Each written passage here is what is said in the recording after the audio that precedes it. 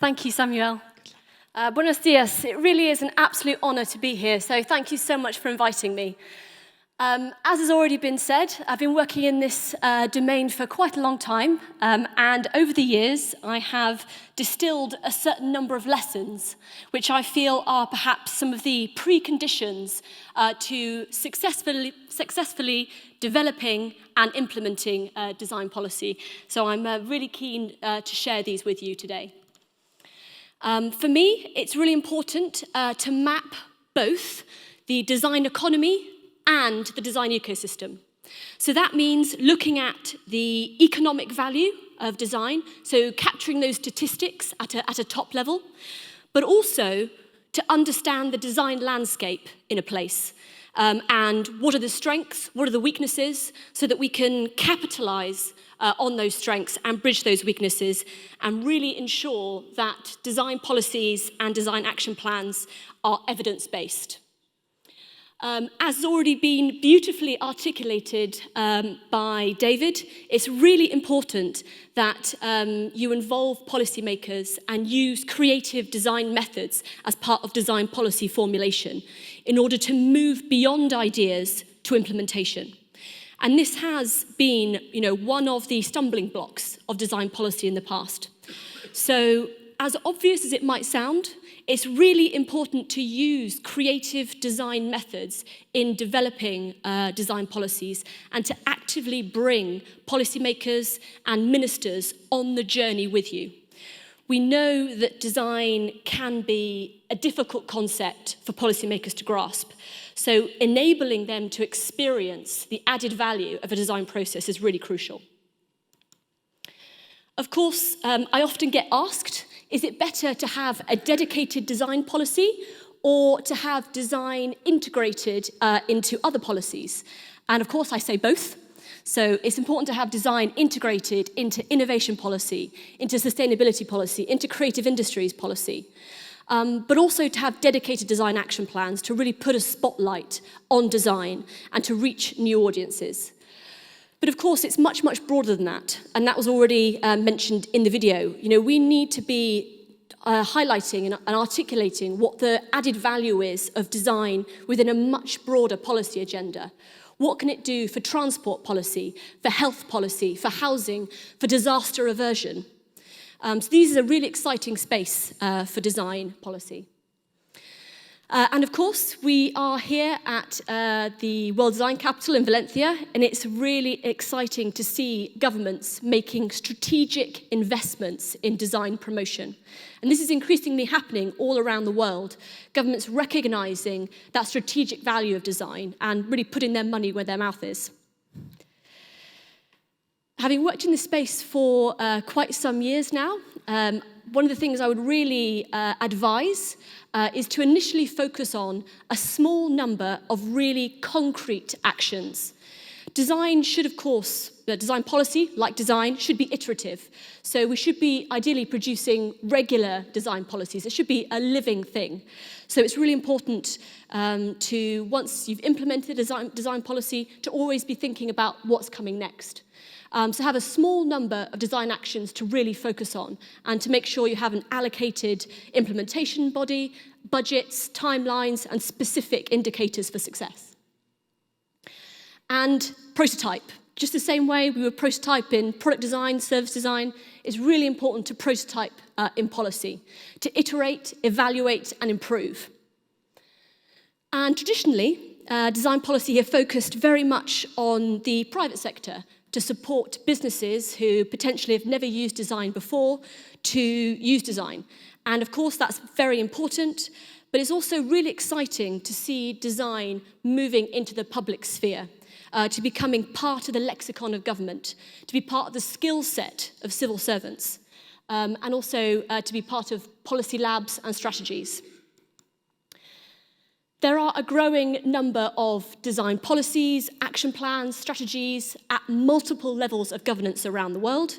At city level, for example, in Montreal and Manchester. At regional level, in Lapland and Galicia.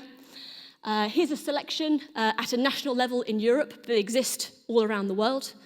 but also at a supranational level in the European Commission with their Design and Innovation Action Plan, and of course, co-design being an integral part of the new European Bauhaus.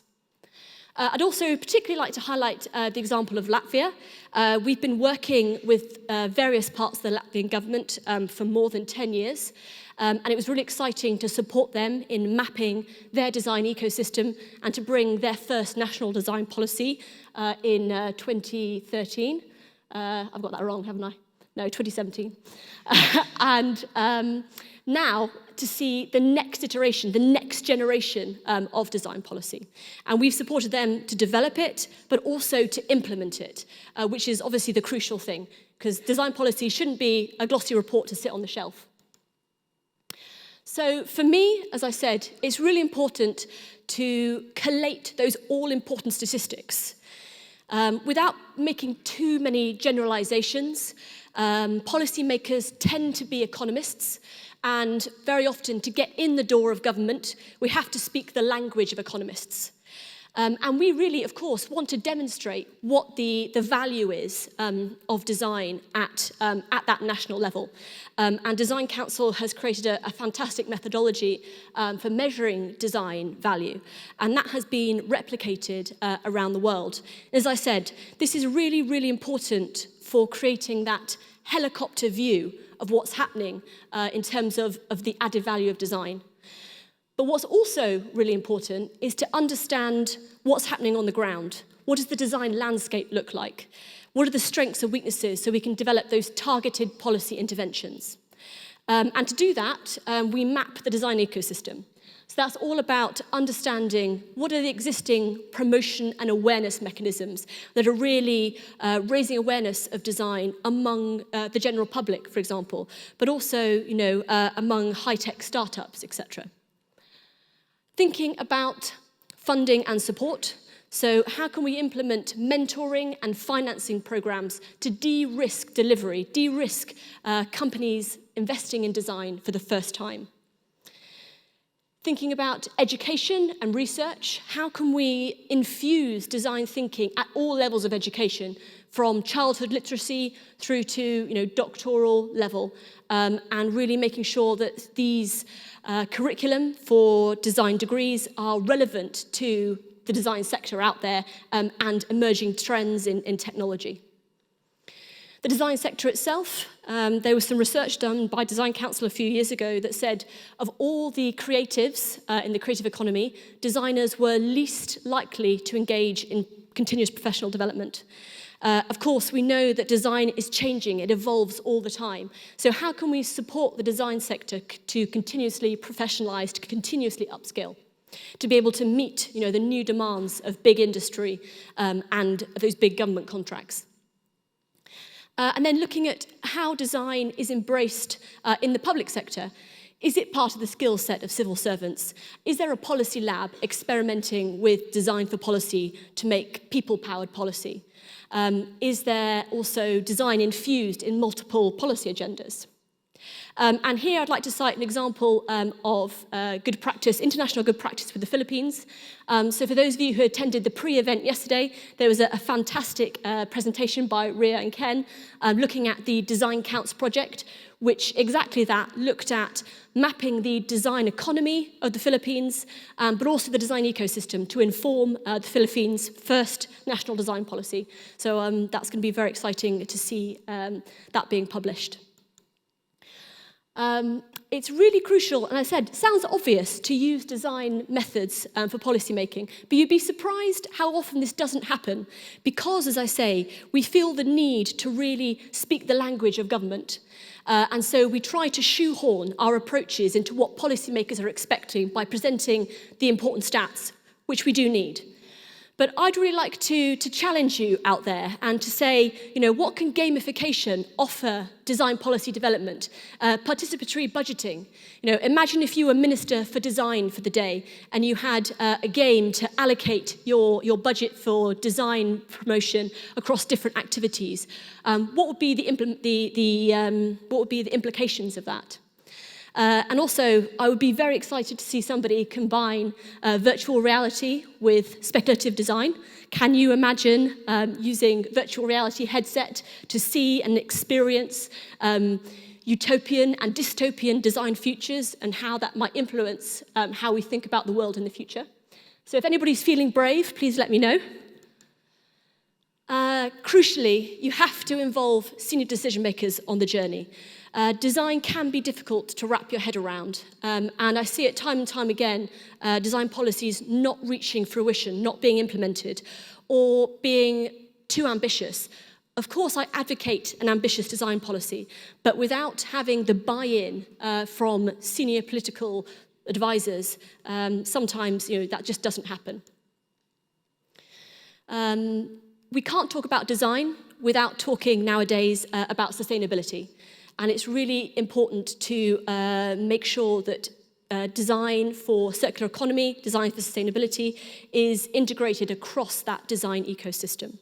And there's a piece of work I'm particularly proud of, working in Scotland to help them develop their Design for Circular Economy Action Plan, to understand, where are the first mover advantages in Scotland, and how can we remove legislative barriers to enable innovative Scottish companies who are embracing design for circular economy to really carve out new international markets.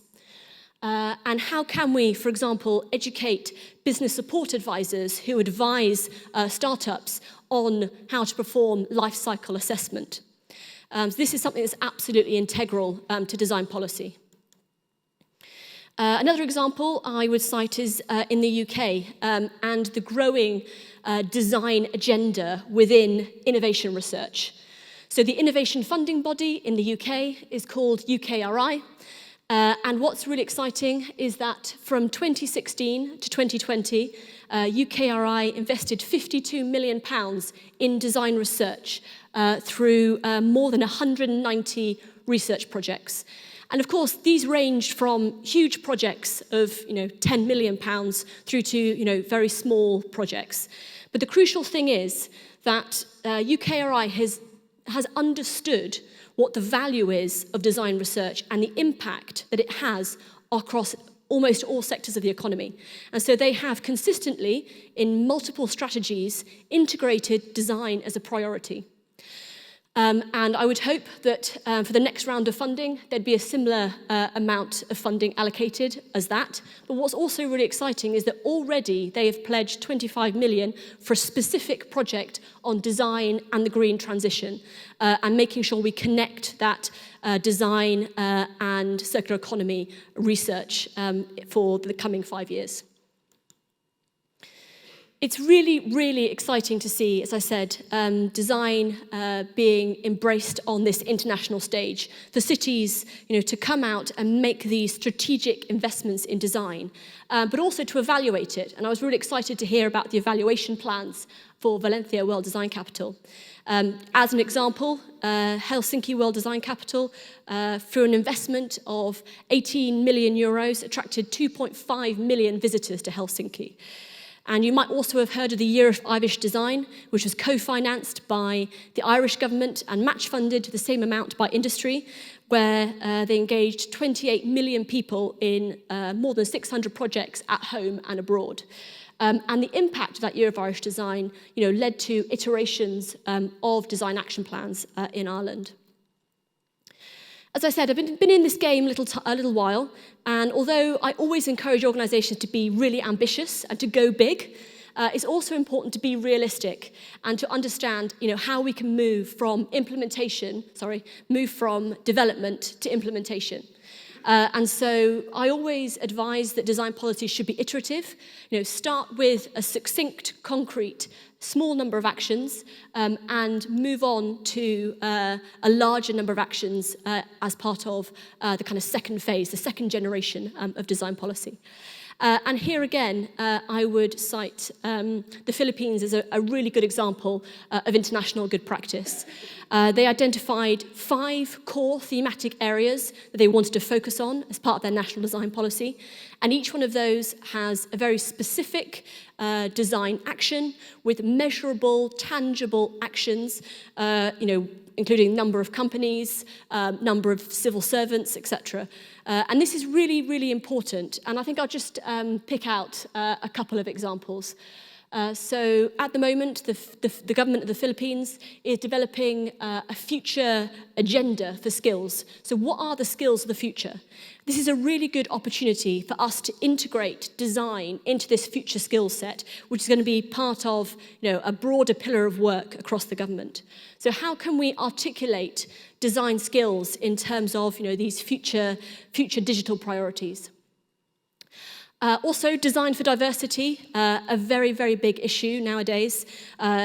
Through the research, we ascertained that more than 50% of designers in the Philippines were women, but through various promotion mechanisms, there was a disproportionate number of men being promoted internationally versus, as I said, representation of the sector. This is also including indigenous people. And there was a big issue around the intellectual property rights of indigenous people being protected. So how can we put a spotlight on the designs that are being produced by women and indigenous people and support them to protect their intellectual property? Also, both Ken and my favourite action for this is prototyping a policy lab within the government. So imagine if, as I said, people-powered policy was a major focus of the government, promoting user-centred design as part of digital public service and public policy development, and reimagining the future of really tricky challenges like the future of food, the future of household waste, the future of education in the Philippines, using participatory design methods. It's really important, as I said, to evaluate. Very often, as I said, you start developing design policy, implementing design policy, and the number of policies that reach implementation are relatively small, and the number of policies that reach evaluation are even smaller again. So it's really, really good practice to iterate, monitor, and evaluate design policy. And here I'd cite Ireland as an example of really good practice. So design was an entire chapter within the Action Plan for Jobs in 2015. And they articulated a number of very ambitious policy directives, including, for example, through the Year of Irish Design, to create 1,800 new jobs in design, to take 300 companies on international design visits, and to establish 200 design-led startups. I remember thinking at the time that this is pretty big stuff. But I hope that many of you might even have heard or participated in the Year of Irish Design. It was a very exciting event. And what's really impressive is that by conducting the evaluation, they were able to demonstrate, the return on investment for the government, and they exceeded all of the targets that were outlined. So creating 4,000 new jobs in design and 370 new design-led businesses being registered. And this has led to a number of design developments that are happening in Ireland, which are really exciting. So it's absolutely crucial, to conduct that evaluation, to be able to lead the next generation of design policies and design action plans. We also worked with Scottish Enterprise on their By Design voucher. When we discussed this initially, and they said the voucher was going to be worth £5,000, I was a little bit disappointed because I felt like this was restricting design to kind of low-hanging fruits. And I really wanted them to be making kind of big strategic investments for the design voucher. But it turns out they knew what they were doing, because when we did the evaluation a couple of years ago, what's really exciting is that we discovered that even a relatively small investment through this design voucher was enough to open the door for these companies that had never worked with designers before. And 83% of the companies went on to work with a designer afterwards. And as I said, more than 600 companies received this voucher in Scotland. And on average, they went on to spend about £26,000 in design, and a total of more than 2.7 million. So there was a threefold return on investment for Scottish Enterprise, and that has fed into the next round of programming. Then it's really important to look at both the private and public sectors. So as I said, traditionally, design policies focus very much on supporting businesses to use design, But the public sector needs to lead by example and to really showcase the value of design. Increasingly, we're seeing design being part of policy labs, being part of the skills set of civil servants, and we supported the Latvian government to develop an innovation lab, and we've also supported a number of departments in UK government to do the same. I can see from the timer that I'm running out of time, so I'm going to gloss over this one. But if you're interested in policy labs, please do let me know. But finally, I would just like to highlight what's happening in the UK. So user-centered design is a specific capability within the data, digital and technology capability framework within UK government. And there are more than 2,000 user-centered designers, so service designers, interaction designers, user researchers working in UK government. And this is a really, really exciting development because not only is design being applied to digital public services, but the policymakers who hand off the policy portfolios to the implementation teams are starting to learn about design. And so design is starting to creep upstream into that all-important policy development process. It's really, really important that there is a holistic approach to policy development rather than this siloed approach where the user and delivery teams are not involved in the early stages of policy making. So to see that trend being exploited in UK government is really exciting. So if anybody's keen to take up the challenge of more innovative design policy development, I look forward to speaking to you in the break. Thank you.